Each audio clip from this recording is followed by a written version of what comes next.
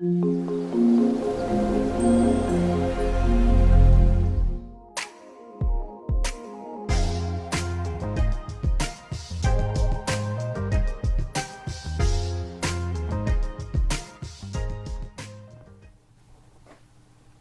Friends, welcome back to my channel. I am Manoj Kumar. और दोस्तों, आज बात करने वाले हैं बहुत ही इम्पोर्टेंट टॉपिक की, हमेशा की तरह। और आज बात करेंगे हम आउट, जो मेरे बाइंड वेरिएबल के थ्रू या आउट प्लेस होल्डर के थ्रू जो हम वैल्यू रिटर्न लेते हैं, रिटर्निंग और रिटर्निंग इनटू क्लॉज के साथ आज बात करने वाले हैं उसकी।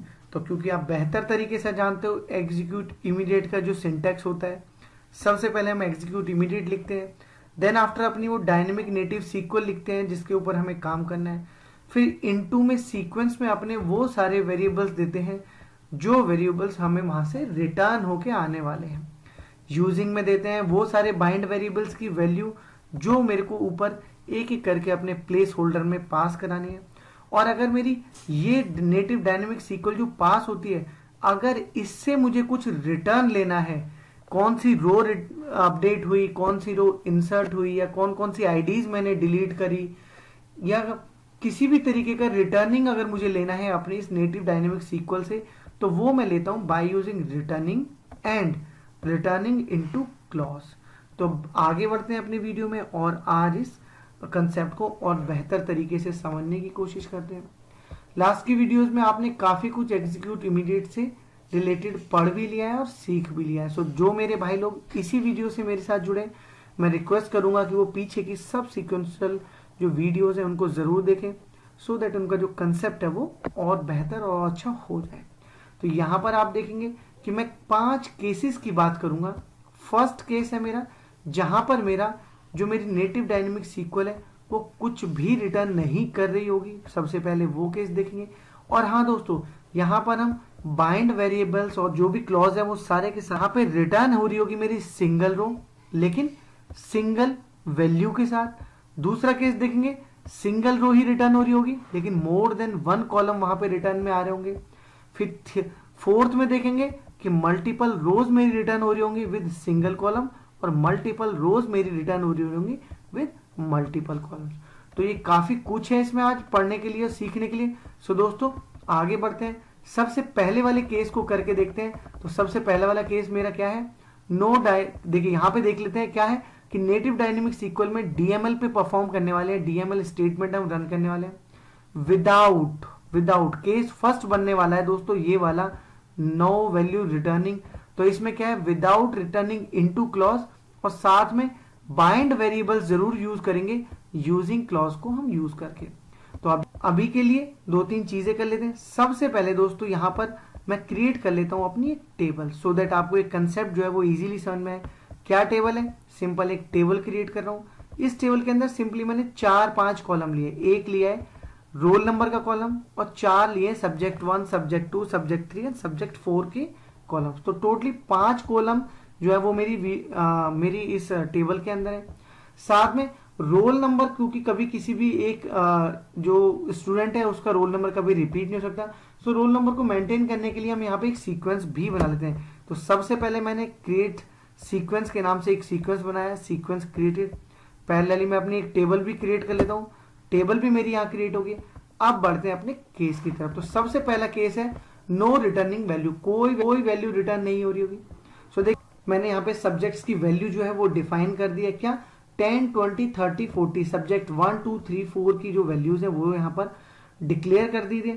साथ में उनको वैल्यू असाइन भी कर दिया है पैरेलली। अपनी सीक्वल के लिए कुछ एक यहाँ पर साइज मैंने डिफाइन कर दिया। सीक्वल क्या रन करने वाला हूँ, सीक्वल रन करने वाला हूँ इंसर्ट इनटू, जो टेबल ऊपर क्रिएट किया है मैंने 4 कॉलम्स की, उसके अंदर कुछ वैल्यू यहाँ पे इंसर्ट कर रहा हूँ। क्या कर रहा हूँ कि रोल नंबर जो है मेरा, जो कि सबसे फर्स्ट कॉलम था मेरा, वहां पर मैं सीक्वेंस से वैल्यू ले रहा हूँ। उसके बाद की वैल्यूज में एक्स एक्स एक्स करके ले रहा हूँ। यहाँ पे पीछे की वीडियोस जरूर देखिएगा, जिन मेरे भाइयों को ये कंफ्यूजन हो रहा होगा कि सभी जगह मैं सेम वैल्यू पास कर रहा हूँ। यहाँ पर दोस्तों जब कभी भी मैं रिपीट कर देता हूँ, जब कभी भी मैं कोई सीक्वल अपनी चलाता हूँ, अपनी नेटिव डायनेमिक सीक्वल चलाता हूँ जो मेरी एग्जीक्यूट इमीडिएट के अंदर चलती है, जो कि एक पीएल सीक्वल ब्लॉक नहीं है, अनोनिमस ब्लॉक नहीं है, तो वहां पर दोस्तों मेरे नेम का कोई सिग्निफिकेंस नहीं होता है, पोजीशंस का सिग्निफिकेंस होता है। सब्जेक्ट 1 की जो भी वैल्यू मैं पास कर रहा हूं, जो कि देखिए यहाँ पे 10 मैंने यहाँ पे असाइन करी है अपनी वैल्यू, ये 10 मैंने यहाँ पे यूजिंग में पास करी है, first, second, third, fourth.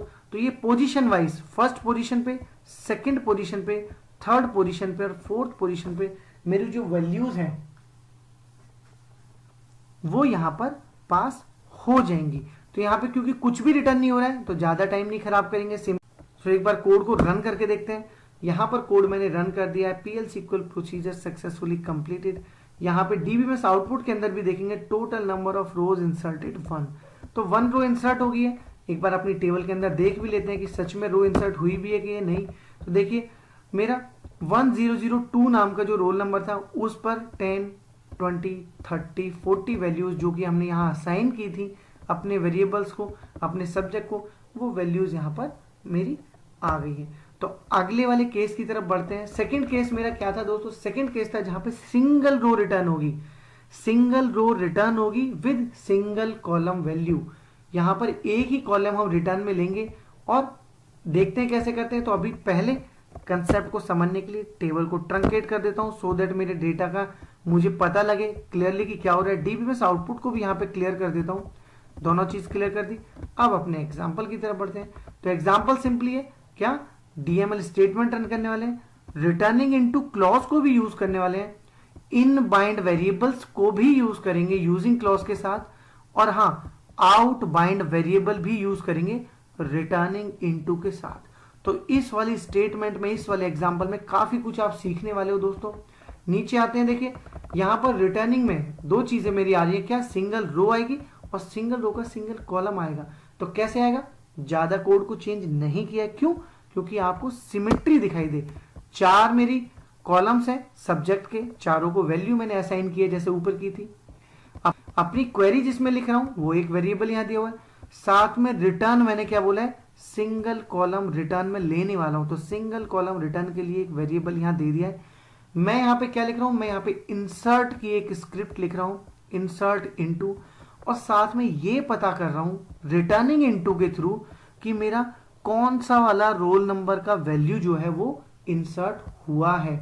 Insert into तो हो रहा है, लेकिन सीक्वेंस ने कौन सी वैल्यू जो है वो मेरे रोल नंबर की डाल के यहां पे इंसर्ट करिए। तो कैसे? सबसे पहले एक वेरिएबल दिया अपनी नेटिव डायनेमिक सीक्वल के अंदर। देखिए यहां पे दो चीज समझिए, returning and returning into clause कैसे पास होता है, ध्यान से समझिएगा। जो वेरिएबल मैंने यहां पास किया है वो वेरिएबल मैं कहां दूंगा, वो दूंगा मैं एग्जीक्यूट इमीडिएट। यहां तक क्लियर है?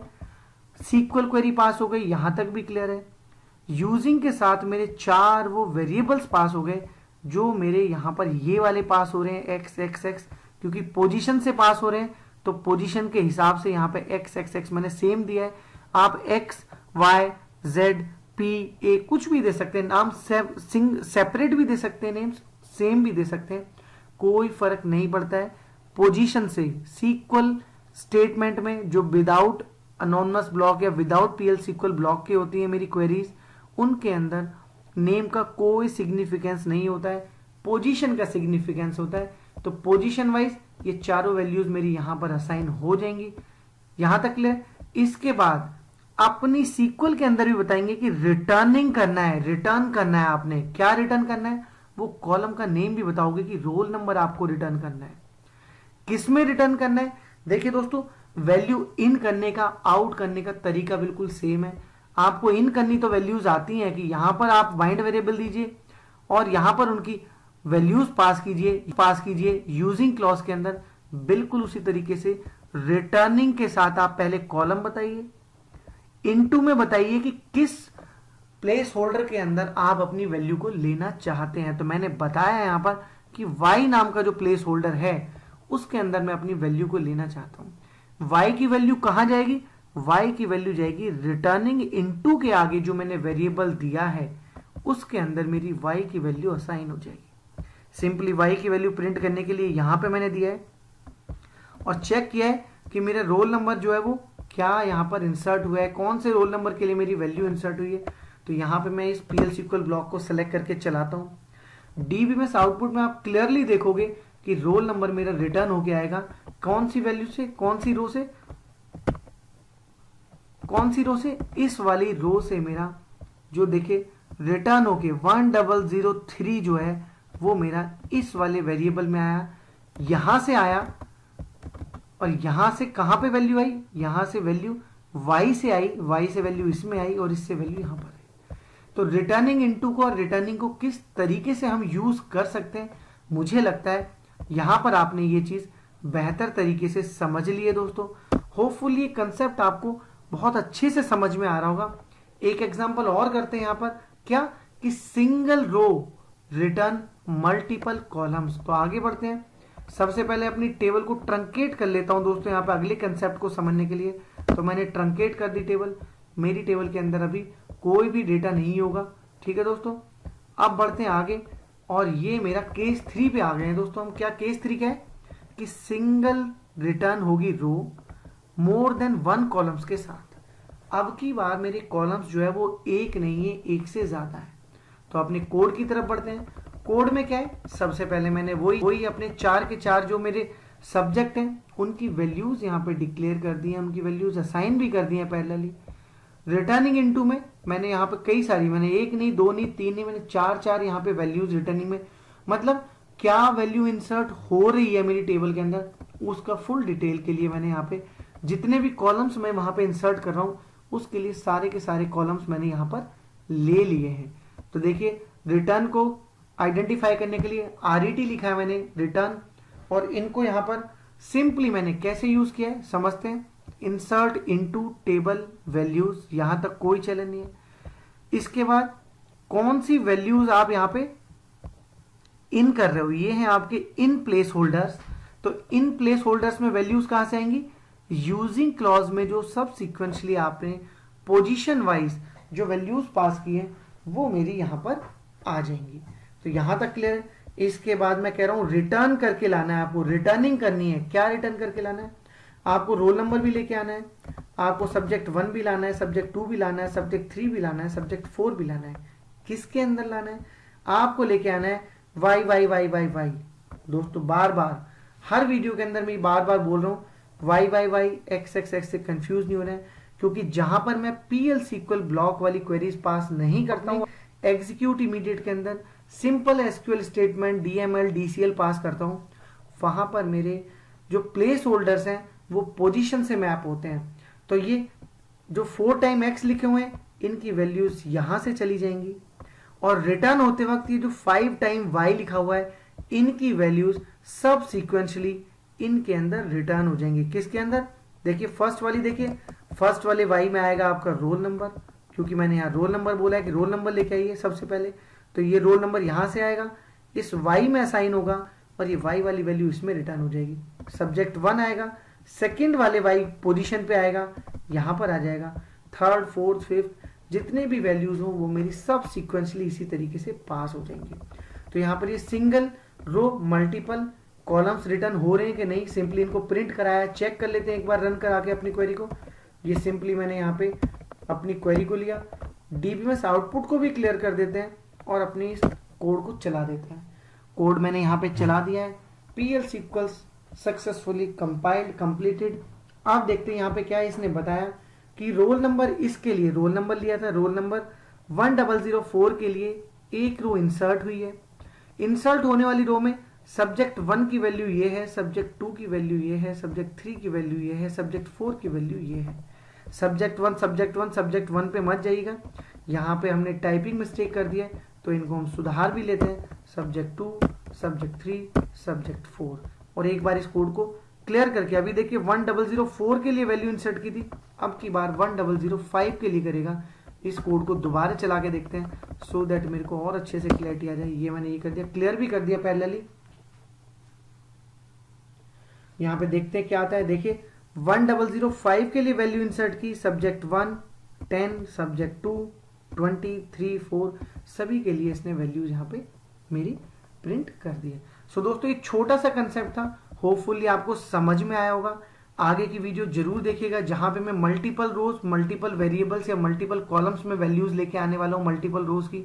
बल्क कलेक्ट और बल्क कलेक्ट इनटू को रिटर्निंग इनटू के साथ कैसे यूज करते हैं, काफी इंटरेस्टिंग वीडियो हो जाएगी दोस्तों आगे वाली, तो उसको जरूर देखिएगा सो दैट आपको ये कंसेप्ट जो है इजीली समझ में आ जाए। और दोस्तों कोड के लिए बिल्कुल परेशान नहीं होना है। कोड के लिए मैं हमेशा बोलता हूँ मेरे ब्लॉग पे चले जाइएगा, आपको इजीली मेरा ब्लॉग मिल जाएगा ओरेकल शूटर के नाम से। सो उस पर जाइएगा, इजीली आपको ये सारी चीज़ें मिल जाएंगी। होपफुली आपको एक कंसेप्ट समझ में आया होगा, आपकी नॉलेज का रहा होगा। अपने कमेंट्स, अपनी रिक्वायरमेंट्स, अपने सजेशंस अपने इस भाई तक लगातार इसी तरीके से पहुंचाते रहिएगा। सो दोस्तों मुझे मोटिवेट करने के लिए, सपोर्ट करने के लिए अपने भाई के चैनल को सब्सक्राइब जरूर कीजिएगा। साथ में जो लोग पढ़ना चाहते हैं, आगे बढ़ना चाहते हैं, उनके साथ भी जरूर शेयर कीजिएगा। फिर से मुलाकात होगी एक नए कंसेप्ट के साथ, एक नए वीडियो के साथ। तब तक के लिए दीजिए मुझे इजाज़त। Thank you so much.